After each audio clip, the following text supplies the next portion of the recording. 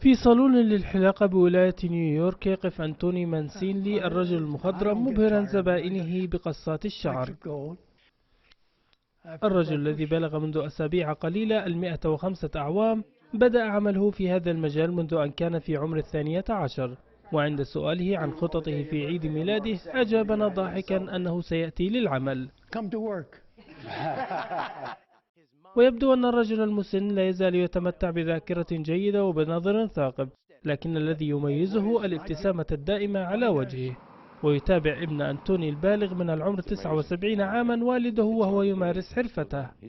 الحلاق المخضرم دخل كتاب جينيس للأرقام القياسية كأقدم حلاق في العالم، ورغم كبر سنه لا يزال أنتوني يعمل بمعدل 5 أيام في الأسبوع، ويقول إنه لا توجد لديه خطط قريبة بالتقاعد.